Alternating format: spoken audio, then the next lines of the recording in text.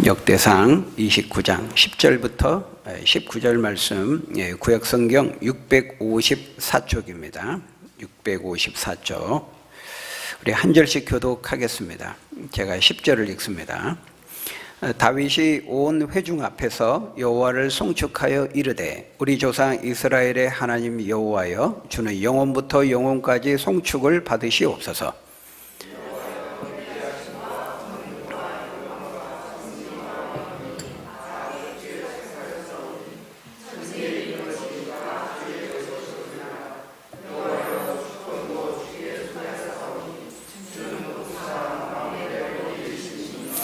부와 기가 주께로 말미암고 또 주는 만물의 주제가 되사 손에 권세와 능력이 있사오니 모든 사람을 크게 하심과 강하게 하심이 주의 손에 있나이다.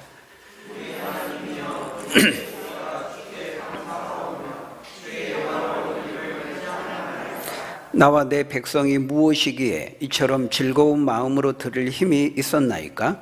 모든 것이 주께로 말미암아 싸우니 우리가 주의 손에서 받은 것으로 주께 드렸을 뿐이니이다.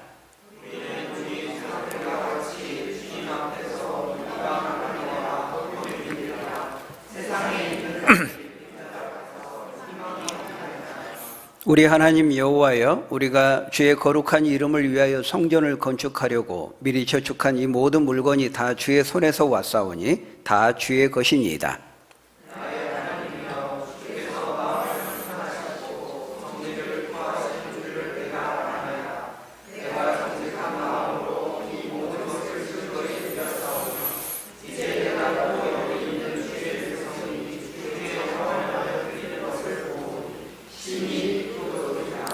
우리 조상들 아브라함과 이삭과 이스라엘의 하나님 여호와여, 주께서 이것을 주의 백성의 심중에 영원히 두어 생각하게 하시고 그 마음을 준비하여 주께로 돌아오게 하시오며,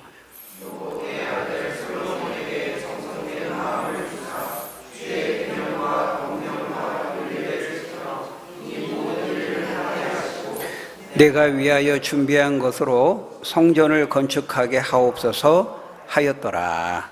아멘. 오늘은 이제 추수감사 주일이어서요, 우리가 해오던 우리 고린도후서 강의를 잠깐 중단하고 오늘 역대상 본문을 함께 살펴보도록 하겠습니다. 오늘 우리가 읽었던 이 말씀, 다윗의 감사 기도입니다.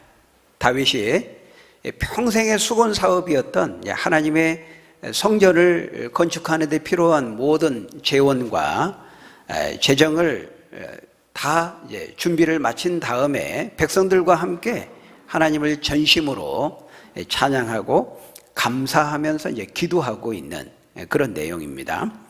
여러분, 그 10절에 보면은 다윗이 온 회중 앞에서 여호와를 송축하여 이르되, 우리 조상 이스라엘의 하나님 여호와여, 주는 영원부터 영원까지 송축을 받으시옵소서, 그렇게 말하면서 지금 한껏 하나님을 찬양하고 있습니다.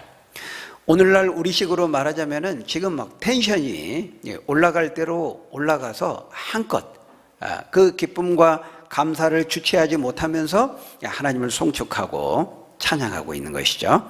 여러분, 거기 13절도 보십시오. 뭐라고 말합니까? 13절, 우리 하나님이여, 이제 우리가 주께 감사하오며 주의 영화로운 이름을 찬양하나이다. 열렬히 하나님을 감격 가운데 감사하면서 찬양하고 있는데요. 여러분, 과연 무엇이 그토록 다윗을 기쁘게 하며 하나님께 감사와 찬양을 하지 않을 수 없게 만들었을까요? 여러분, 특별히 이제 여기서 우리의 시선과 주의를 끄는 것은 이때가 언제였다는 것입니까? 이때가 언제였습니까? 다윗이 죽기 직전이었다는 것입니다. 다윗이 자신의 인생을 마무리하는 시점이었습니다. 여러분, 오늘 본문이 역대상 29장이죠. 역대상이 제일 마지막 장입니다. 역대상이 제일 마지막이 어떤 내용으로 끝나고 있어요? 다윗의 찬양과 감사로 끝나고 있습니다.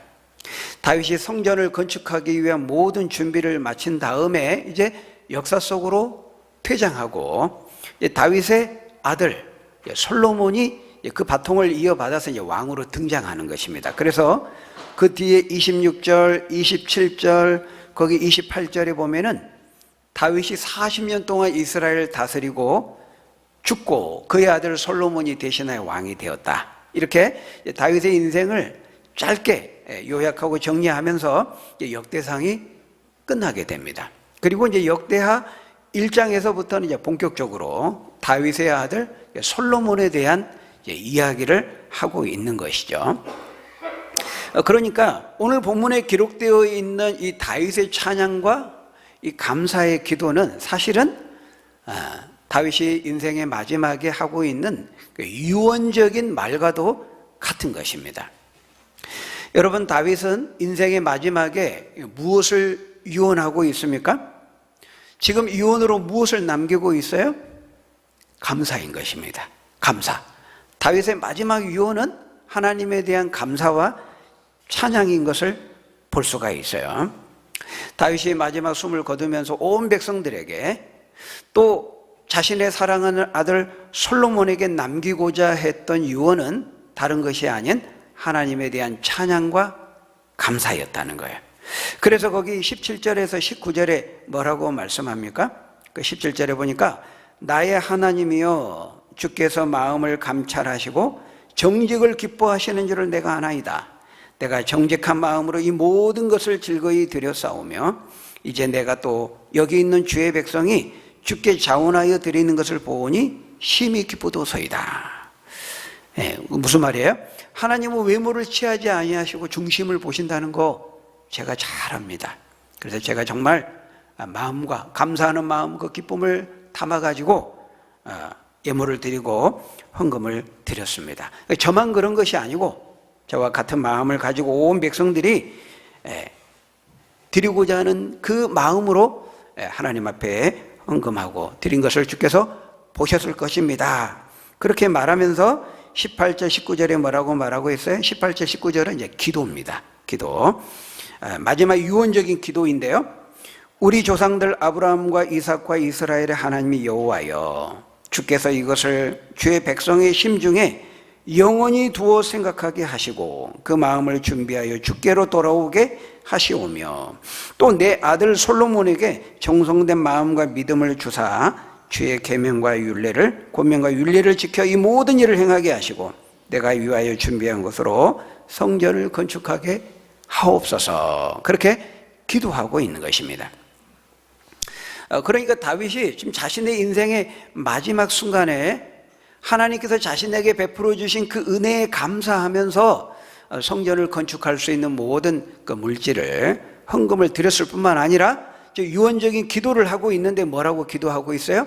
두 가지를 기도하고 있는 겁니다. 하나는 백성들을 위해서 기도하고 있고 또 하나는 자신의 사랑하는 자녀인 아들 솔로몬을 위해서 기도하는 거예요. 지금 자신과 같은 마음으로 감사의 마음을 담아서 기쁜 마음으로 즐거이 헌금을 드리는 이 백성의 심중에 지금 가지고 있는 이 하나님을 향한 감사와 그 믿음이 영원히 변치 않도록 그 심중에 영원히 두게 하셔서 내가 죽더라도 이 백성들이 하나님을 향한 그 믿음이 변치 않게 해 주옵소서. 그렇게 기도하고 있고요. 그리고 둘째는 자신의 사랑하는 아들 솔로몬에게도 이 똑같은 마음, 이 정성된 마음과 믿음을 주셔서 자신이 죽더라도 변치 않고 그 계명과 율례를 따라 살고 또 그 믿음으로 성전을 건축하게 해 주옵소서. 그렇게 기도하고 있는 것입니다. 멋진 유언이죠. 얼마나 멋집니까? 얼마나 멋진 인생이요 멋진 마무리입니까? 마지막 죽음의 순간에 지금까지 살아온 자신의 삶을 회고하고 돌이켜보면서 하나님을 찬양하고 감사할 수 있다면 그거보다 더 복되고 멋진 인생은 없을 것입니다. 여러분, 사람이 죽을 때 보면요 되게 다양한데 그 마지막 순간을 보면은 대부분 그 본능에 충실합니다. 인생의 그 고통에 괴로워하면서 자신이 지나온 그 삶에 대한 그 회한과 후회와 아쉬움에 사로잡히고 원망과 불평과 그 탄식으로 인생을 마무리하는 사람이 얼마나 많습니까? 그런데 이렇게 다윗처럼 살아온 한평생의 삶을 돌아보건대 하나님이 나에게 베풀어 주신 그 은혜만 생각나고 그 은혜에 대해서 감사하고 찬양할 수 있다면은 그거보다 더 멋진 인생, 더 멋진 인생의 마무리는 없다는 것이죠. 그렇지 않습니까, 여러분? 바라기는 저와 여러분들도 이렇게 인생의 마무리를 할 수 있기를 바랍니다. 저도 그렇게 되기를 바랍니다. 후회와 탄식이 아니라 그냥 아쉬움, 원망, 불평이 아니라 하나님에 대한 참 찬양과 감사. 내 평생의 삶에 많은 우여곡절이 있었지만 모든 것들을 감당케 하신 그 하나님의 은혜가 있었다. 나와 함께 하심이 있었다. 돌이켜보건대 하나님에 대한 그 찬양과 감사만 남고 기억된다면, 그것이 우리의 유언이 될 수 있다면 그것보다 더 멋진 인생은, 마무리는 없을 거예요. 다윗이 그렇게 하고 있어요. 여러분, 과연 다윗은 어떻게 인생을 살았길래 그렇게 인생의 마지막 순간에도 하나님께 감사와 찬양을 할 수 있었을까요? 다윗의 인생에 좋은 일만 있었기 때문이었습니까? 아닙니다. 다윗이 인생의 꽃길만 걸었기 때문에 인생의 마지막 순간에 찬양과 감사만 남았던 것은 아니었다는 거예요. 여러분, 우리가 알고 있는 것처럼 다윗이 얼마나 많은 이 파란만장한 삶을 살았습니까? 그렇죠? 그 목동으로서 양을 치고 있을 때 하나님이 보내신 그 사무엘을 만날 때로부터 시작해서 많은 그 고난과 시련을 겪으면서 왕이 되었잖아요. 왕이 되기까지 얼마나 많은 어려움과 고통을 겪었습니까? 이유 없는 모함을 당하고 살해의 위협을 느끼면서 그 고통 가운데 살았잖아요. 광야를 전전하면서 도망자의 삶을 살아야 했고, 그 비천한 자들과 함께 아둘람 굴에서 부대끼면서 살아야 했고, 심지어는 자신의 목숨을 부지하기 위해서 적국의 땅 블레셋으로 망명까지 해서 막 침 흘리며 미친 채까지 하면서 어떤 점에서 목숨을 구걸하는 그런 인생의 비참함을 경험하기도 했잖아요. 그래서 어렵게 이제 왕이 되었는데, 왕이 된 다음에는 뭐 탄탄대로만 걸었습니까? 꽃길만 걸었습니까? 아니죠. 밧세바와 간음죄라고 하는 그 죄를 지으면서 자신의 그 연약함을 드러내기도 했고요. 또 자식들끼리 막 칼부림이 나는 걸 그걸 또 목도해야 됐고, 또 자식이 반란을 일으키고 또 먼저 보내는, 죽는 그 참 가슴 아픈 그 가정사를 다 겪었잖아요. 여러분, 인생을 우리가 살아가면서 겪게 되는 그 수많은 어려움들, 역경들, 그 난관들, 우여곡절들 우리가 겪으면서 사는데요, 다윗 역시도 그러했다는 거예요. 마치 롤러코스터를 타는 것처럼 높이 올라가지고 이스라엘 역사 속에 최고의 그 전성기, 최고의 왕으로 기억될 만큼 그 전성기를 맞이하는 왕으로서 등극하기도 했지만은 또 한편 가장 쓰라리고 가슴 아픈 인생의 그 고통을 겪어야 되는 인생의 밑바닥으로 떨어지기도 했다는 거예요. 이런 기복이 있는 삶, 굴복이 있는 삶, 그것이 우리 인생인데 다윗도 그에 못지않는 파란만장한 인생을 살았다는 거예요. 무조건 승승장구하고 탄탄대로를 걷고 꽃길만 걸었기 때문에 인생의 마지막에 감사와 찬송을 유언으로 하고 있는 것은 아니었다라는 것입니다. 그러면 어떻게 다윗은 그렇게 굴곡이 있는 파란만장한 삶을 살았으면서도 하나님께 감사와 찬송을 할 수 있었을까요? 그것은 다윗이 늘 평소에 하나님께 감사하는 삶을 훈련하고 살았기 때문이었습니다. 그리고 무엇보다 어떤 상황에서도 이 살아계신 신실하신 하나님에 대한 굳건한 믿음이 있었기 때문이에요. 흔들리지 않는 굳건한 믿음이 있었기 때문이었습니다. 아까 우리 집사님 기도할 때 우리의 믿음이 굳건하게 해달라고 기도했잖아요. 어떤 상황에서도. 다윗은 하나님에 대한 좋은 일만 있었던 것이 아니에요. 많은 시련, 말 못할 그 어려움, 엄청난 어려운, 참 우리가 일상적으로 겪는 것과 비교할 수 없는 그런 고통을 겪었어요. 그럼에도 그런 상황 속에서도 하나님에 대한 그 굳건한 믿음이 있었다는 거예요. 여러분, 그 11절부터 16절까지의 말씀을 보면은 하나님에 대한 다윗의 믿음을 볼 수 있는데요. 다윗이 하나님을 어떤 분으로 알고 믿었는지를 그 다윗의 신앙 고백을 통해서 보여주고 있어요. 바로 이 하나님에 대한 지식, 이 믿음이 있었기 때문에 수많은 인생의 시련과 어려움 가운데에서도 평생에 걸쳐서 다윗은 감사하며 찬양하며 살 수 있었던 것이죠.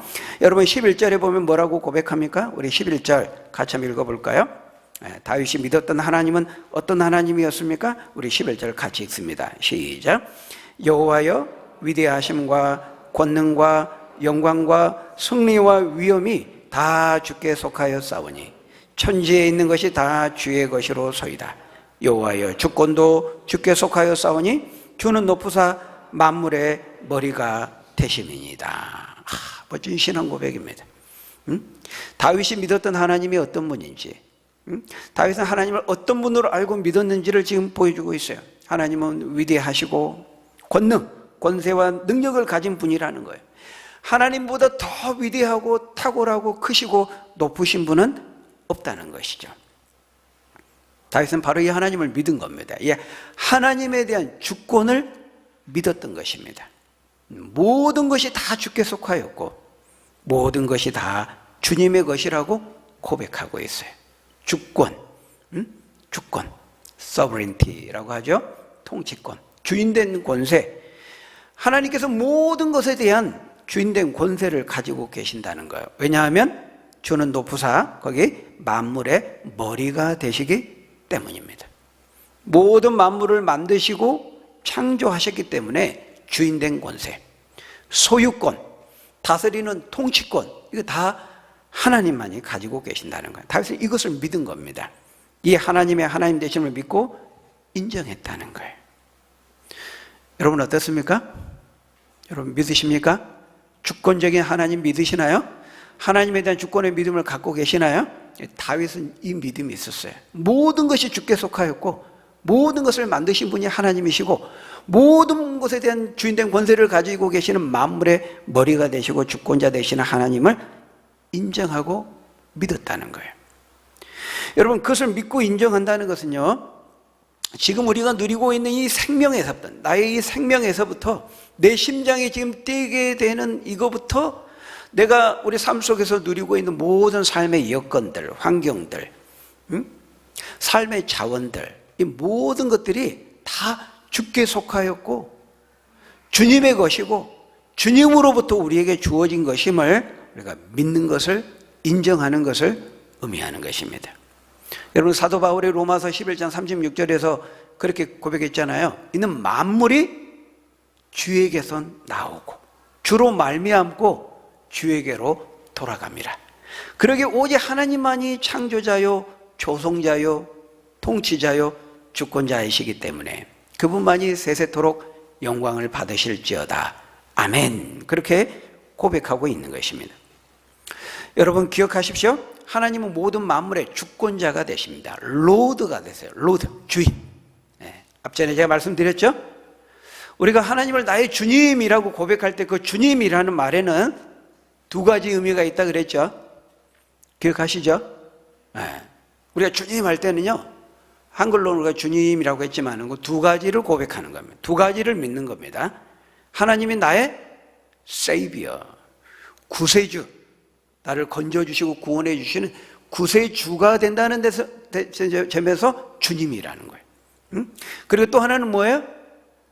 첫 번째는 세이비어, 구세주가 된다는 데서 주님이고, 또 하나는 로드, 내 삶의 주인이라는 거예요. 내가 가지고 있는 이 세상에 있는 모든 것을 만드시고 모든 것의 주권자, 주인은 하나님이시라는 거예요. 바로 그 주인이라는 의미에서의 주님이라는 거예요. 내가 주님이라고 할 때는 이 두 가지 의미를 우리가 동시에 믿고 고백하는 것을 말하는 거예요. 그래서 여러분 지금 다윗이 계속해서 반복해서 강조적으로 그걸 고백하고 있는 겁니다. 하나님만이 모든 것의 주권자요 주인이시라는 거예요. 여러분 11절에도 보면은 두 번 반복되고 있어요. 위대하심과 권능과 영광과 승리와 위엄이 다 주께 속하였다. 다 주께 속하였다는 거예요. 천지에 있는 것이 거기 보니까 다 주의 것이라고 고백하고 있어요. 천지, 하늘과 땅에 있는 모든 것이 하나도 빠짐없이 다 주의 것이라는 것입니다. 여러분 14절도 보십시오. 우리 14절 같이 읽어볼까요? 시작. 나와 내 백성이 무엇이기에 이처럼 즐거운 마음으로 드릴 힘이 있었나이까. 모든 것이 뭐라고요? 모든 것이 다 주께로 말미암아 싸우니 우리가 주의 손에서 받은 것으로 주께 드렸을 뿐이니이다. 예. 여러분, 지금 다윗의 평생의 수곤 사업이었더니 하나님의 성전을 건축하는 데 있어 필요한 모든 재원을 마련하는 데 있어서 다윗 자신을 비롯해서 지금 수많은 백성들이 같이 드렸잖아요. 거기 6절에 보면 모든 가문의 지도자들, 지파의 지도자들, 백부장, 천부장, 사무관, 관원들, 백성들 할 것 없이 모두가 같은 마음으로 기쁨으로 헌금을 드렸어요. 근데 여러분, 어떻게 해서 그렇게 드릴 수 있었다는 거예요? 다윗이 고백합니다. 주의 손에서 받은 것으로 주께 드렸을 뿐입니다. 이렇게 말하고 있어요.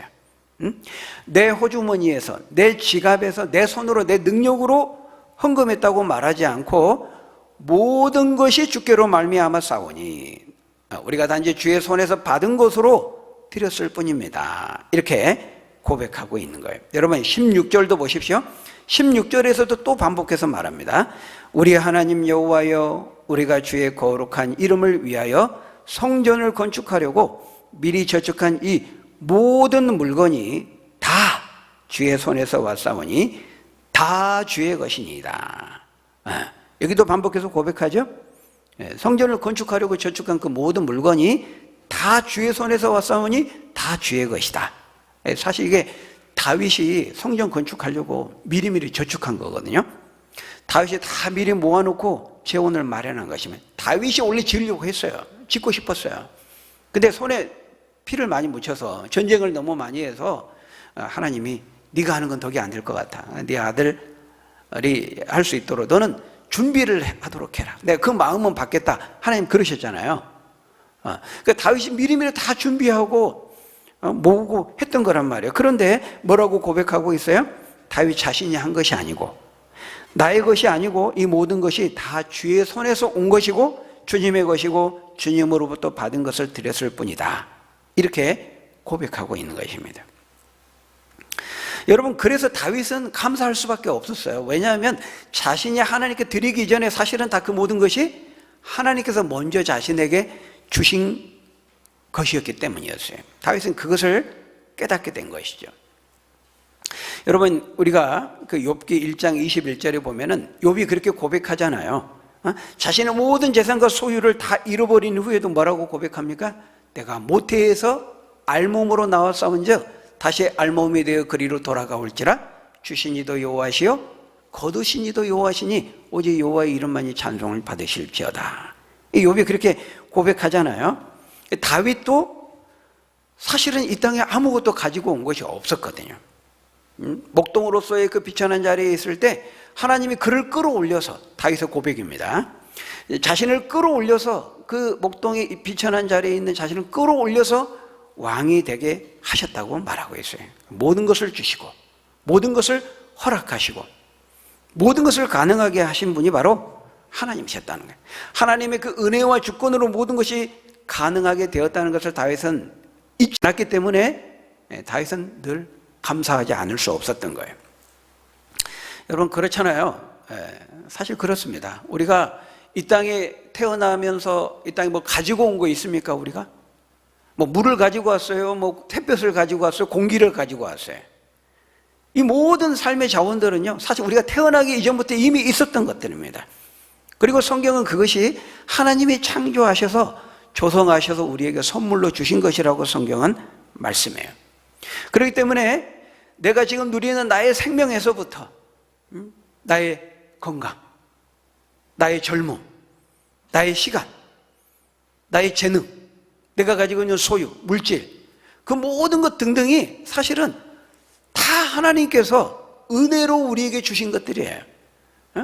내가 가지고 온 것은 아무것도 없다는 거예요. 우리가 이미 하나님의 주신 것들을 조금 다르게 변형시키는 것뿐입니다. 그것을 막 인간이 뭐 개발했다, 발명했다, 뭐 인간이 창조한 게 아닙니다. 하나님이 다 주신 원진료 재료를 변형시키는 거예요. 조금 하나님의 형상을 따라 우리에게 지성과 이성을 주신 그것으로, 그마저도 하나님이 주신 그 이성과 능력으로 그렇게 한 거잖아요. 다 하나님이 주신 것입니다. 우리가 한 것이 아니에요. 하나님의 은혜와 선물로 받은 거예요. 그러니까 다윗은 이것을 깨달으니까요, 감사하지 않을 수 없는 것입니다. 모든 것이 다 하나님께서 주신 것임을 알게 된 것이죠. 여러분 생각해 보십시오. 우리가 일상의 삶에 누리는 그 모든 것들이요, 얼마나 소중하고 얼마나 감사한지 몰라요. 우리가 코로나 3년 겪어보니까 그거 이제 알게 되었잖아요. 일상의 삶이 정말 소중하고 참 귀한 것이구나. 코로나 3년 겪어보니까 아는 겁니다. 우리가 그냥 사람들 만나고 얼굴 대면하면서 밥 먹고 차 마시고 교제하고, 이거 자체가 너무 귀한 것이라는 건 이제 우리가 알게 되었잖아요. 코로나 겪기 전에 우리가 잘 몰랐단 말이에요. 같이 학교 다니고 같이 수업 받고 직장에서 대면하여 같이 일하고 같이 우리가 교회 나와서 예배하고 교제하고 밥 먹고, 이게 대단한 것이 아닌데 이게 참 귀한 것이구나, 이거 알게 되잖아요. 왜? 코로나로 인해서 막히니까, 못하니까. 잃어보니까 어떻습니까? 그 소중함을 알게 되는 거예요. 여러분 지금도요, 우리가 아는 것처럼 이 우크라이나 전쟁, 이 이스라엘 하마스 그 가자지구의 전쟁, 피비린내 나는 그 잔혹한 전쟁을 하고 있잖아요. 여기저기서 막 폭탄이 터지고 총알이 빗발치고 건물이 무너지고 사랑하는 가족들, 이웃들이 죽어가고 그 아픔과 고통을 우리가 겪게 되잖아요. 전기도 끊기고 기본적인 식수, 식량, 물 이런 것도 없어요. 제가 뉴스 보니까 그 가자지구에서 그 아스팔트에 물이 엎질러진 거를 아이가, 소년이 보셨나요? 막 긁어서 모으더라고. 그거 마시려고. 그 이제 구호 물품이 전달이 돼도 도중에 또 이렇게 막 하마스가 또 빼가고 제대로 전달도 안 되고 전달하기도 어렵고, 지금 아비 귀환이에요, 정말.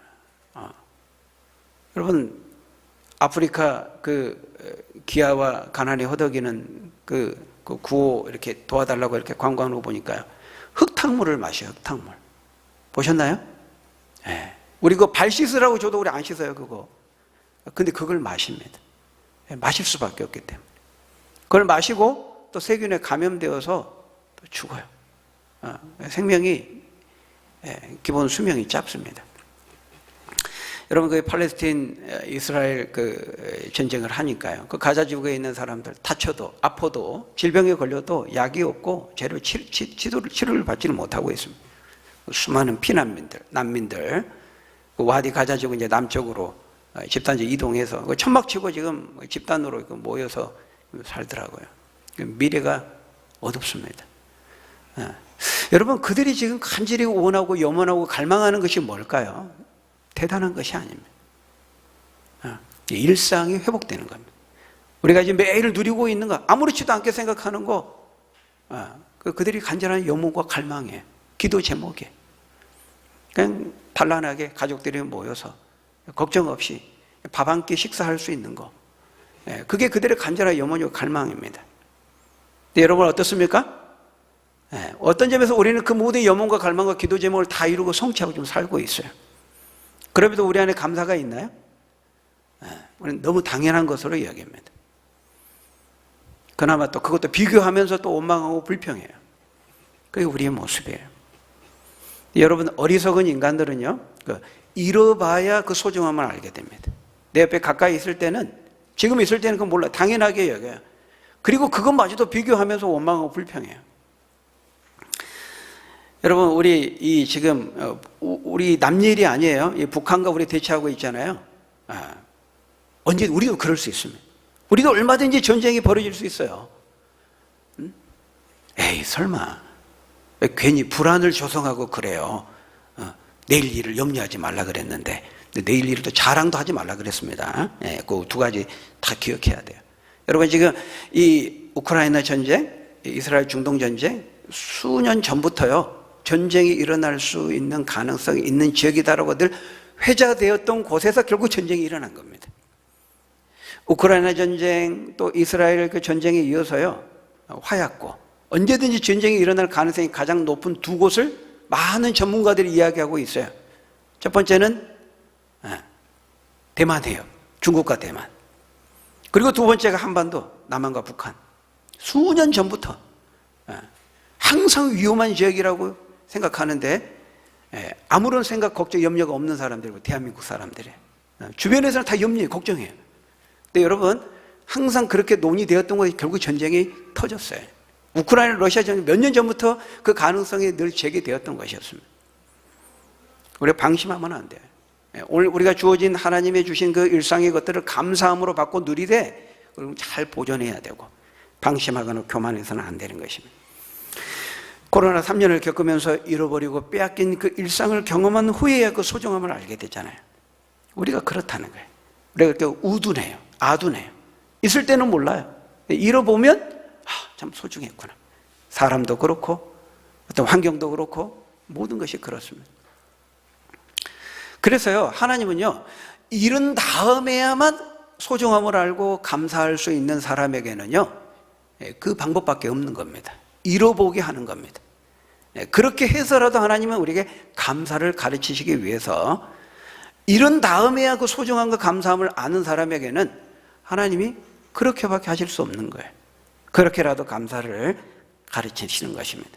우리가 구약 성경을 보면은 어리석은 이스라엘 백성들이 그렇게 했거든요. 젖과 꿀이 흐르는 땅.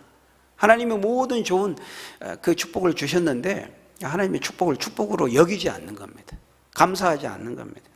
그러니까 하나님께서 걷어가시는 거죠. 하나님 그렇게 하실 수 있는 분이에요. 여러분 지혜로운 사람은요, 회초리를 맞기 전에 회초리 집으려고 딱 엄마가 딱 가면은 바로 아는 아이가 지혜로운 아이예요. 회초리 들고 너 혼날래? 그래도 땡깡 부리고 말 안 되고 그럼 이제 맞아야죠. 맞은 다음에 이제 울면서 잘못했어요. 지혜로운 아이가 아니에요. 머리가 똑똑하게 지혜로운 아이, 딱 저쪽 근처로 간다 그러면 예, 엄마 할게요. 이게 지혜로운 아이죠. 여러분 12절에서 보십시오. 12절에서 말씀합니다. 우리 12절 같이 읽어볼까요? 시작. 부와 기가 주께로 말미암고 능력이 싸우니 모든 사람을 크게 하심과 강하게 하심이 주의 손에 있나이다. 여러분 보이지 않는 하나님의 손에 대해서 말씀하죠. 보이지 않는 주의 손, 하나님의 손에 뭐가 있다고요? 권세와 능력이 있다는 것입니다. 그래서 부와 귀, 부귀와 영화도 또 사람을 크게 하시고 강하게 하심도 어디에 달려 있다는 거예요? 누구에게 달려 있다고요? 주의 손에 달려 있다. 이렇게 말합니다. 그 손, 주의 손을 12절에 보면 두 번 반복합니다. 14절에서도 말씀하죠. 주의 손에서 받은 것이라. 16절에서 또 말합니다. 주의 손에서 왔다. 이렇게 말하고 있어요. 여러분 기억하십시오. 네, 우리 눈에 보이지 않지만 보이지 않는 주님의 손이 있어요. 하나님의 손이 있어요. 손은 굉장히 디테일하고 세부적인 걸 다 하는 게 손이잖아요. 손으로 다 하잖아요. 이 손이 얼마나 놀라운지 모릅니다. 막 지금 뭐 로봇 엄청 많이 개발해도요. 예전에 그 김명인 교수도 이야기했죠. 예. 로봇가 아무리 정교하게 하려고 그래도요. 인간이 할 수 있는 거 이게 잘 못해요. 이 머리카락 탁 하나를 짚고, 근데 머리카락 그 작은 거 하나를 이렇게 만지는데도 감각을 하고, 이 손이 우리 하나님께서 이 손을 얼마나 섬세하게 이 손으로 우리가 도구를 만들고 다 하는 거잖아요. 하나님의 손이 있다는 거예요. 굉장히 세부적이고 디테일한 모든 것들을 하시는 하나님이심을 성경을 통해 보여주는 거예요. 물론 하나님은 손이 없어요. 영이시니까. 우리 인간이 이해할 수 있는 방식대로 이렇게 설명하고 있는 겁니다. 하나님은 손이 있어서 세부적이고 디테일한 모든 것들 빠짐없이 다 그 손으로 통치하시고 건드리시고 다스리고 다 하신다는 거예요. 근데 거기 보니까 그 하나님의 손이 우리에게 부귀를 주기도 하고 크고 강하게 하기도 하고 다시 말해 축복을 주시기도 하고 그렇게 하실 수 있는 손이라면 반대로 재앙을 내릴 수도 있는 겁니다. 권세와 능력이 있사오니 모든 사람을 크게 하심과 강하게 하심이 주의 손에 있다고 했잖아요. 그러니까 반대도 당연히 성립하죠. 그 손으로 크고 강하게 하시고 높이실 수 있다면 반대로 작고 약하게 하고 낮추게 하실 수도 있는 거예요. 그래서 사무엘상 2장 7절에 보면 뭐라고 말씀합니까? 여호와는 가난하게도 하시고 부하게도 하시며 높이기도 하시고 낮추기도 하시는도다. 이렇게 말하죠. 네. 여러분 우리가 요즘 욥기서 큐티 하잖아요. 우리는 욥기서를 통해서도 확인하게 되는 것입니다. 욥에게 부유한 재산과 소유를 주시기도 하시고 다시 또 한순간에 걷어가시기도 하시는 분이 하나님이라고 말씀하세요. 하나님 그럴 수 있어요. 주권이 가지고 계신 주인된 권세를 가지고 계시니까 하나님의 것이니까 그렇게 할 수 있다는 거예요. 여러분 우리가 하나님의 주권을 인정한다는 것은요 그냥 좋은 일 그런 거에만 해당되는 것이 아니에요. 우리 긍정적인 삶의 자원들에 대해서만 해당되는 것이 아니고 부정적으로 보이는 것들까지도 다 하나님의 관할하에 있다는 것을 우리가 믿고 인정하는 겁니다. 우리가 이 죄악에 관영하는 삶과 현실을 보면 하나님이 통치하시고 주인된 권세로 다스리시고 살아계셔서 만물의 머리가 되셔서 거느리시는데 우리 눈에 보여지는 현실은 어때요? 이해할 수 없는 것들이 많잖아요. 납득이 안 되고 설명이 안 되고 어떻게 하나님이 살아계신다면 하나님이 주권자 되시고 통치자 되시고 다스리신다면 어떻게 이 세상이 우리의 현실이 내 삶에 이런 일들이 일어날 수 있지? 이렇게 우리가 부정적으로 보이는 이해할 수 없는 그런 현실이 있단 말이에요. 그런 것까지도 하나님의 주권을 믿고 인정한다는 것은 그런 것까지도 우리가 믿고 받아들이는 것을 의미하는 거예요. 좋은 것만 받아들이는 것이 아니라 부조리하고 불합리해 보이고 불의해 보이고 모순돼 보이고 납득하기 어려운 일들까지도 하나님의 주권 하에서 일어난 일이다라는 것을 우리는 믿고 받아들이는 거예요. 하나님의 주권을 인정하는 거예요. 여러분 다윗이요 골리앗을 무너뜨린 거 잘한 거예요, 못한 거예요? 잘한 거죠. 다윗이 나라와 사울 왕을 위해서 목숨을 걸고 전쟁에 나가서 그 싸움에서 이긴 거 뭐 잘못한 겁니까? 잘한 거잖아요. 좋은 일 한 거잖아요. 칭찬받을 일 한 거잖아요. 근데 다윗은 그 좋은 일 해가지고 그것 때문에 시련과 죽을 위협에 처하게 됩니다. 사울은 천천히요 다윗은 만만이라 사람들이 막 다윗을 칭찬하니까 사울과 그 신하들이 어디서 굴러 들어온 돌이 막 그래가지고 시기하고 질투하고 결국 다윗을 죽이려고 한 것입니다. 다윗이 뭘 잘못해서 죄를 지어서 고난을 겪은 게 아니에요. 너무 잘해서 너무 실력이 좋아서 하나님 말씀대로 사니까 믿음으로 사니까 그런 어려움과 시련을 겪게 된 거예요. 여러분 우리 삶에는요 이런 부조리한 현실이 있을 수 있다는 거예요.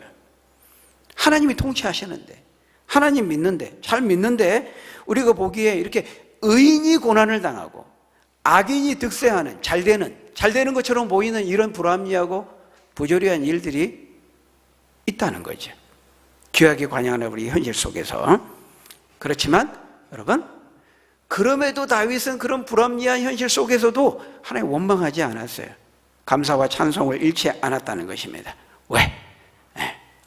그렇게 좋아 보이지 않고 이해하기 어렵고 감사하기 어려운 상황에서도 뭐예요? 그 모든 것들도 결국 하나님의 주권하에서 이루어진 일이다. 다윗은 그걸 믿은 겁니다. 그래서 결국 그 자녀에게 좋은 것을 주시고 그 자녀에게 선이 되게 하신 그 하나님에 대한 흔들림이 없는 굳건한 믿음을 가지고 있었기 때문에 지금 당장 내 눈에 좋아 보이지 않는 것들도 결국 하나님은 나에게 역전이 되게 하셔서 전화이복이 되게 하셔서 그 자녀에게 선을 베푸시고 좋은 것이 되게 하실 것이다. 이 믿음이 있었던 겁니다.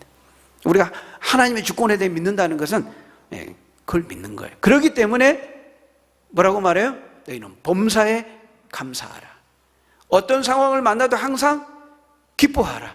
그리고 시련을 만나고 위기를 만날 때 쉬지 말고 기도하라. 그것이 너희를 향하신 하나님의 뜻이니라. 그렇게 말씀하고 있는 것입니다. 사랑하는 여러분, 바라기는 살리기도 하시고 죽이기도 하시고 높이기도 낮추기도 하시고 크게 강하기도 하시고 약하기도 하시는 그 살아계신 하나님, 만물의 머리가 되시는 주권자 하나님, 일생토록 여러분 흔들림 없이 믿고 의지하시기를 바랍니다. 그래서 다윗처럼 우리 인생의 마지막에 이르렀을 때에도 하나님에 대한 감사와 찬양이 우리의 마지막 유언이 될 수 있는 그런 멋진 인생, 성공적인 인생 살아가는 저희 여러분들이 다 되시기를 예수님의 이름으로 간절히 축원합니다. 우리 기도하겠습니다. 아버지 하나님, 파란만장한 인생의 삶을 살았던 다윗이 인생의 마지막에 하나님께 찬송과 감사로 마지막 유언을 남겼던 것처럼 아버지 하나님, 우리의 삶의 어떤 순간과 상황을 만날지라도 하나님을 향한 감사를 잃지 않게 하시고 항상 기뻐하고 범사에 감사하고 쉬지 말고 기도해서 우리 인생을 통해 하나님의 뜻을 이루어드리고 우리의 찬송과 하나님에 대한 감사가 우리의 마지막 유언이 될 수 있도록 하나님 축복해 주시고 인도해 주옵소서. 예수님 이름으로 기도하옵나이다. 아멘.